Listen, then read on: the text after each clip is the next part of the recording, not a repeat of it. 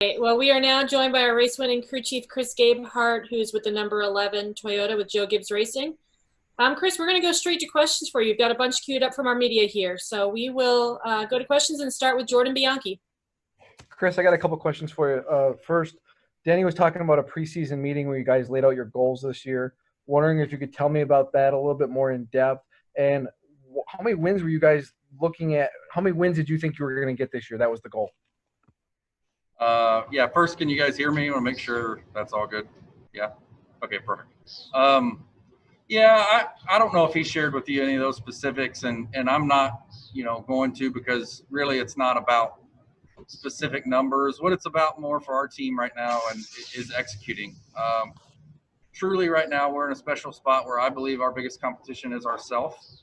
And I think there's a few races this year where that's evident, whether it be, I'm not going to say Indy was our fault by any stretch.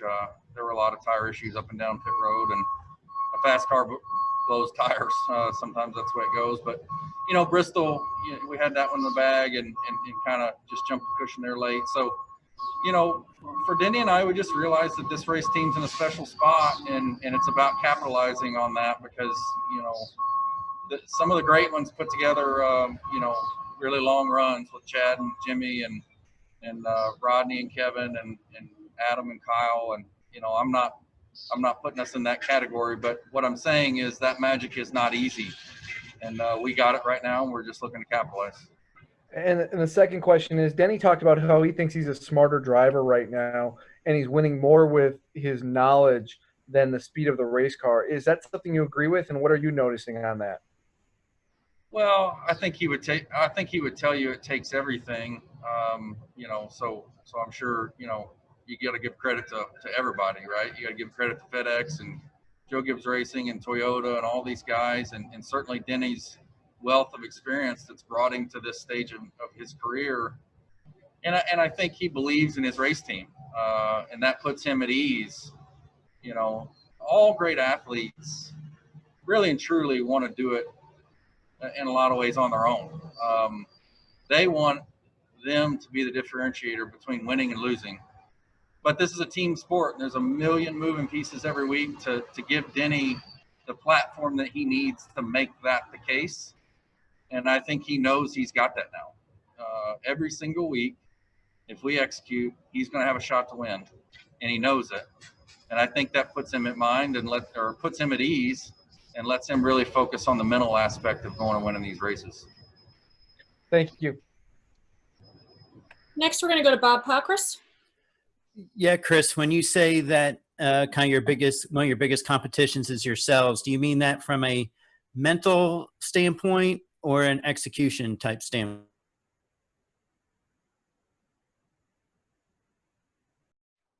Where we are, I think from top to bottom on the 11 team, it's about process and procedure, and I feel like right now we got that where we need it to be. It's really just about execution. I mean, 400 and 500 mile races, so many things can happen. We got into the fence a little bit off of 2 tonight, and it wasn't bad, but it tore up our right rear quarter panel, and the car was never quite as good after that. So, whether it be, a pit stop you miss out on or adjustment that you wish you could have back. We didn't make the greatest adjustment in the world at Texas last week when we took lefts. I still think we were going to give Blaney all he wanted with having track position on him, but we were way too loose. So any of those things is really a competition amongst ourselves. I feel like if we execute to our ability right now, we'll have a shot to win, and that's all you can ask for. And do you think, how big a deal are these wins when it just comes to maybe Denny's mentality going into Homestead? I mean, does it, beyond the playoff points, does it matter whether you finish first or second or third today? Bob, put $1 in the jar. What you meant to say is going into Phoenix. Oh yeah, sorry. Yeah, I think for sure. I think the playoff points and their importance are undeniable, and really it's about winning, and it's about continuing to solidify in all of our minds that our process is working and the way we go about this is working, and that type of consistent gratification and peace of mind is going to be invaluable going into the playoffs, no doubt. Thank you. Next, we're going to go to Zach Sterniola. Chris, congrats. I'm curious. I know you guys have talked, you and Denny have both talked a lot about the trust that you guys have for one another in doing your respective jobs. But what do you think it is about the two of you that allows you guys and this team to be so versatile at each of these tracks over these past 18 months? I think it's, in general, attention to detail. I guess is the best way to say it. You know, I'm very much a person that, you know, like so many of these guys we race against, you know, I just try to get all the water out of the rag every week, whether it's setup or pit strategy or, you know, working with my guys or getting Denny's, you know, frame of mind where it needs to be for, you know, what the game plan is for that weekend. And he's very much the same. You know, he's a very methodical, well, he tells you, right? I mean, he feels like he's thinking at the very top of his game right now. And I think that's always been one of his strengths. And I think so you put those two things together and it's just, I think we get a lot of the details right. We certainly don't get them all right. Nobody does, but I think we work hard to get a lot of the details right. You also said earlier that you're not quite putting yourselves in the Chad and Jimmy, Rodney and Kevin kind of combination yet. But at this point, over what you've seen over these last 18 months, what do you need to see from you and Denny over these however long to think that you guys are one of the all-time best duos? I mean, let me just be very blunt. I think Chad Knaus and Jimmy Johnson are the two greatest to ever get it done, period. Write it down. That's my opinion. It doesn't mean anything more than the piece of paper you're writing it on. But I think they're the two greatest to ever get it done. And the reason is sustainability. The years upon years upon years upon years that they did it, it is hard to burn the candle that hot for that long. So bar none, I would never put myself in that category. That's not for me to do. And I'm really embarrassed to even be talking about it, to be honest with you. But, you know, I look at Rodney and Kevin. They've had lots of sustainability. Kyle and Adam have had years of success together. So I think for us, again, all I can say is it's about the process. And right now, the 11 team, you know, we have that figured out to where if we execute to our ability each and every week, we're going to have a shot to win. And hopefully that doesn't change anytime soon. Thanks, and congrats again. Thanks. Next, we'll go to Mark Garrow. Thank you. Congratulations, Chris, on another win.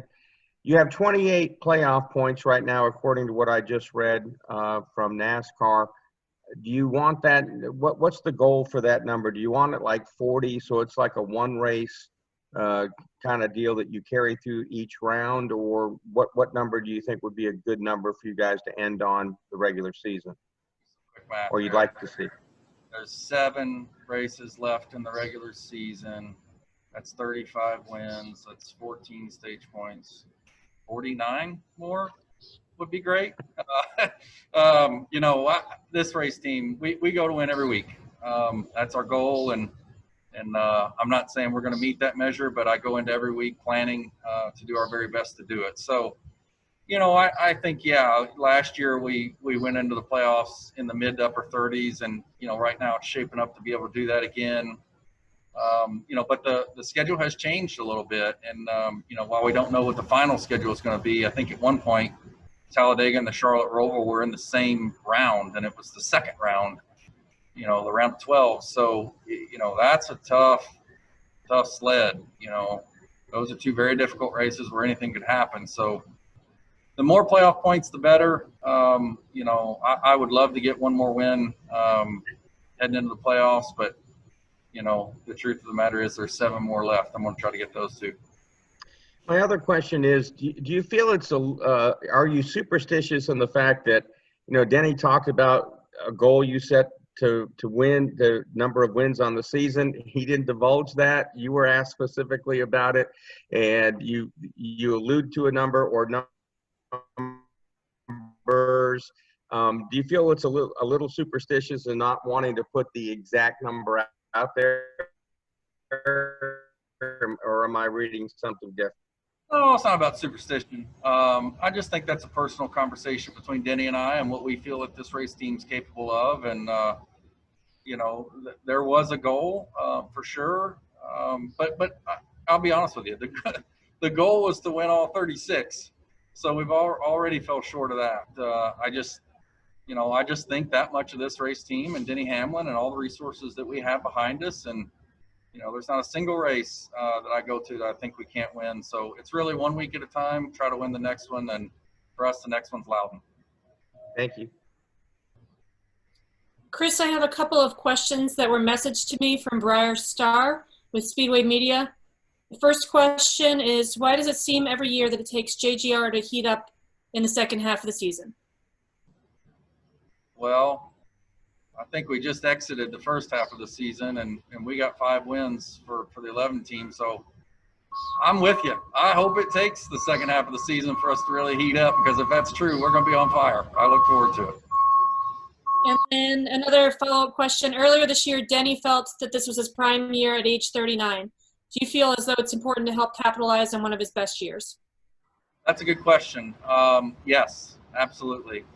There are statistics that would suggest that most drivers peak in their very late 30s and early 40s. And I think you can look at, many drivers, great drivers over the year and say that's when they were at their prime. I think that's because drivers meet that perfect blend of experience and talent. They still have the agility of a younger man, and their reflexes still work, at their peak, but they have an experience of someone who has traveled the circuit for years, experienced the highs and the lows. And I think that perfect blend is where it comes from. And certainly, I'm looking to capitalize on it, and really just thankful to be involved in this part of Denny's career. It's a real honor, and I'm just really thankful for it. And we're going to go to Kelly Crandall, and then we'll wrap up with Lee Spencer after that. Thank you. Hi, Chris.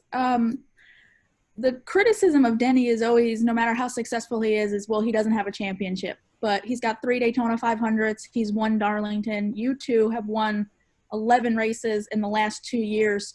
So where do you think Denny should be considered when it comes to his place in the sport, regardless of that championship, just with the success that he has had?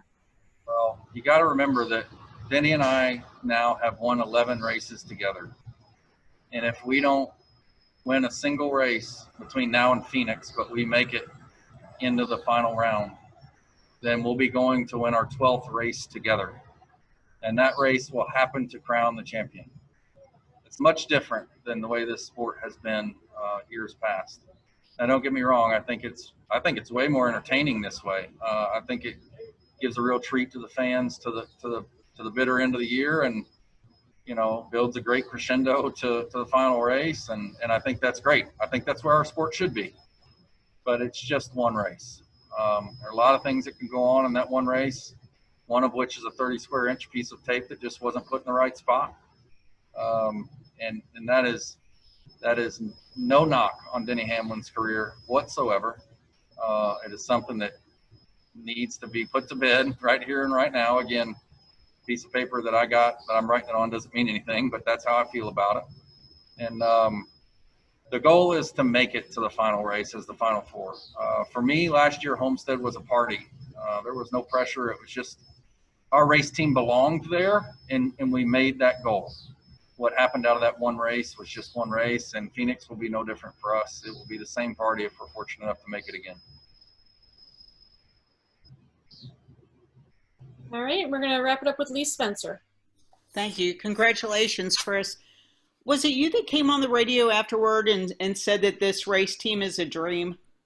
Yes, that was me. Absolutely.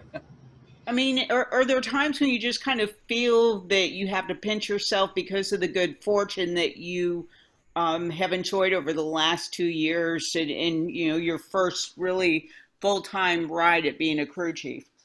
Yeah, yes, that's an excellent question. It's hard to really stop and smell the roses, so to speak, because, our job is always what's next.